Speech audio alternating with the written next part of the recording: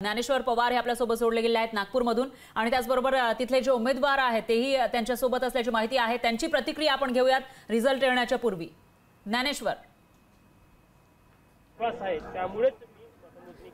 ज्ञानेश्वर बोला, कोण आहे तुमच्या सोबत, त्यांची प्रतिक्रिया काय आहे आणि कसं चित्र सध्या दिसते? कारण 1 तास राहिलेला आहे, 1 तास 5 मिनिटं राहिलेत मतमोजणी सुरू व्हायला। अगदीच माझ्यासोबत रामटेकचे उमेदवार श्यामकुमार बर्वे जे आहेत ते आज या ठिकाणी स्वतः मतमोजणी केंद्रावरती आलेले आहेत। काय सांगाल भाऊ, तुमचे प्रतिस्पर्धी जे राजू बर्वे ते आलेले, तुम्ही या ठिकाणी सकाळीच मतमोजणी केंद्रावर आलात, मोठा विश्वास दिसतोय?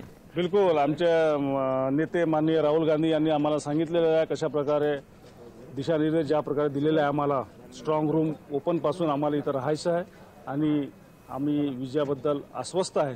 आम्हाला कुठे आमच्या कार्यकर्त्यांची मेहनत घेतलेली आहे त्या मेहनतीवर आमचा पूर्ण विश्वास आहे आणि विजय आमचा निश्चित आहे, म्हणून आम्ही आज इथं उपस्थित आहोत। सुरुवातीला आपल्या पत्नीशी जे आहेत ते या ठिकाणी उमेदवारी रिंगणामध्ये उभ्या होत्या, मात्र कुठेतरी जात प्रमाणपत्र रद्द झालं आणि ऐन वेळी तुम्हाला या ठिकाणी उमेदवारी देण्यात आली, त्यामुळे काय वाटतं ही लढत जी आहे ती कशी झाली रामटेक मतदारसंघात? तर त्यांचा प्रयत्न असा होता की रश्मी बर्वे यांची उमेदवारी नामांकन अर्ज रद्द केल्यानंतर कुठेतरी आम्ही कमजोर होऊ, पण त्यांना कुठेही असं वाटलं नाही का रश्मी बर्वे यांचं नामांकन रद्द झाल्यानंतर श्यामकुमार बर्वे हा उमेदवार राहील, त्यामुळे त्यांचा डाव फसलेला आहे। बर्वे हा कायम राहिलेला आहे, रश्मी जागी श्यामकुमार झाला, फक्त एवढंच राहिला आणि आमची तयारी जशी होती तशीच आमची पूर्ण तयारी त्याच दिशेने आम्ही काम केलेलं आहे, म्हणून आम्हाला कुठेच काही अडचण झालेली नाही इलेक्शनमध्ये। मात्र महायुतीचे उमेदवार आहेत राजू पारवे यांना अति आत्मविश्वास आहे, त्यांचे बॅनर देखील या ठिकाणी विद्यमान खासदार म्हणून या ठिकाणी मतदारसंघामध्ये झळकताना दिसले आहे, तुम्हाला काय वाटतं? त्यांना माहीत पडलं आता 4-5 वाजेपर्यंतच माहिती पडून जाईल की त्यांनी बॅनर कशामुळे लावले आणि कसा अति उत्साह दाखवला आणि ते तोंड घासी जेव्हा पडेल तेव्हा त्यांना स्वतःला लाज वाटेल।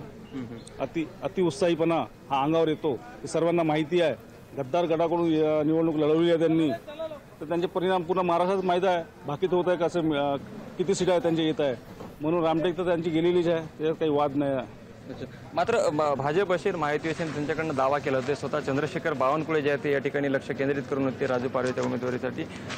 मुळात ते सुद्धा तुमच्या काँग्रेसमधूनच ऐनवेळी त्या ठिकाणी गेले आणि उमेदवारी अर्ज केली, त्यांना दिल्या गेली, मात्र लढत काटेकी टक्कर झालेली असं सध्याला बोलल्या जात आहे मतदारसंघामध्ये। काटेकी टक्कर त्यांना असं वाटत आहे, पण आम्हाला माहित आहे की आम्ही वन साइड निवडणूक जिंकत आहोत। ज्ञानेश्वर तो आत्मविश्वास आमच्या कार्यकर्त्यांच्या मेहनतीवर आणि ज्या प्रकारे त्यांनी लोकांचा विश्वासघात केला राजू पारवेंनी, 6 महिने अगोदरच त्यांनी पदाचा राजीनामा देऊन त्यांनी दुसरा पक्ष बदलला, त्यामुळे जे त्यांना स्वतःच्या विधानसभेमध्ये त्यांना खूप मोठा फरक दिसेल। तुम्हाला लीड किती? निश्चितच ज्ञानेश्वर आता अगदी थोड्याच वेळामध्ये 1 तासाभरामध्ये इकडचे जे चित्र आहे ते स्पष्ट होणार आहे। काल आपल्या हाती येतील दरम्यान धन्यवाद तुम्ही दिलेल्या या सविस्तर माहितीसाठी आणि त्यांची जी प्रतिक्रिया घेतलेली आहे त्यासाठी।